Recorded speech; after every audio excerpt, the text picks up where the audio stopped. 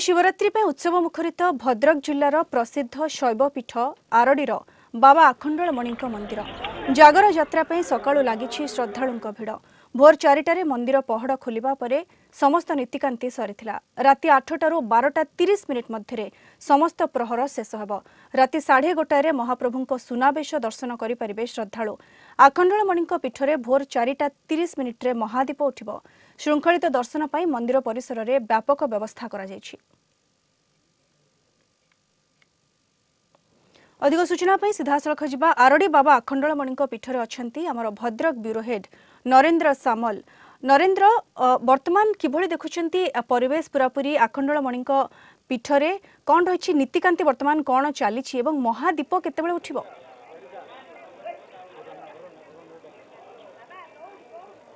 हाँ लीना, पवित्र महाशिवरात्रि उपलक्षे ओडिशार प्रसिद्ध पर्यटन स्थल तथा शक्तिपीठ तथा शैवपीठ बाबा आखंडलमणि उत्सव मुखरित हो पड़ी।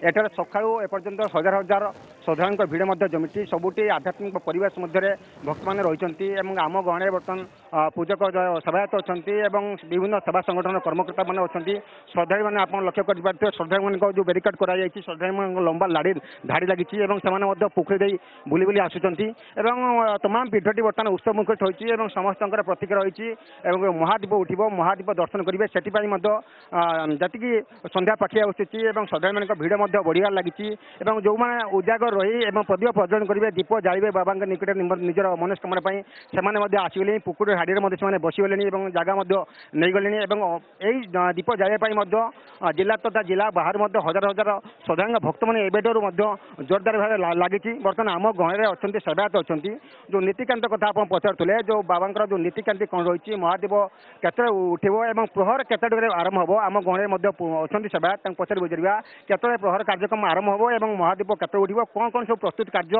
आप सेवायत मान पक्ष कराले? कर्पूर गौरम करुणावतारं संसार सारं भुजगेन्द्र हारं सदा वसंतं हृदयारविंदे भवे भवानी सहितं नमामि। ओम नमः शिवाय। श्री श्री बाबा आखंडलमणिकर मंगल आरती भोर 4:30 आरंभ है। तापरे खिचुड़ी भोग गोटे है। तापरे कनिका राजांकर पहली घर्षण भोग है। तापरे सेवायत मानकर बा अन्यान्य यात्री मानकर साहाण मेला दर्शन सहित घर्षण एबे पर्यंत चली। आमर 6टा 6:30 भितर प्रथम प्रहर आरंभ हो 7:30 सर 7:30 8टा भितर 9टा पर्यंत द्वितीय प्रहर 9टा 9:30 भितर आमर 10टा पर्यंत तृतीय प्रहर 11टारू 12टा हूँ चतुर्थ प्रहर मंदिर सफाई श्री श्री बाबा आखंडलमणिकर सुना बेश जो बेश देखापी लोक मैंने चाह बसी से बेश हम केतबले ना गोटे बेले सब मंदिर सफा सरला बेश आरंभ हे। तापर कौन हम ना महायज्ञ हम महायज्ञ पर हरगौरी हरिहर भेट हम हरगौरी भेट हेब।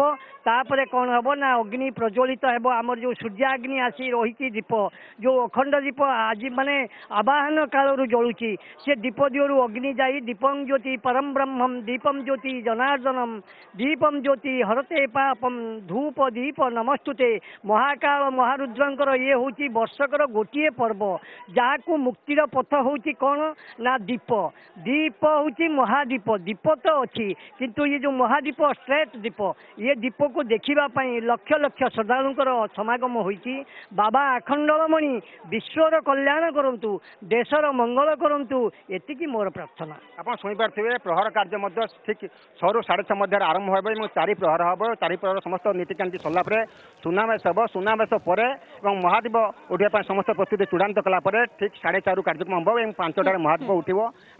नरेंद्र जो कहते हैं आम से परिवेश देखिपुँ भक्तर समागम के भिड़ के जमी एवं समस्ते धाड़ी लगे बसले महादीप जावाई समस्त नीतिकांति सुरुखुरी चली जहाँ नीति निर्घंट हो 4:30 महादीप उठब और भक्त मैंने महादीप दर्शन करने सुनावेश दर्शन कर जहाँ नीतिकांति रही। बहुत बहुत धन्यवाद नरेंद्र आपंकर सूचना।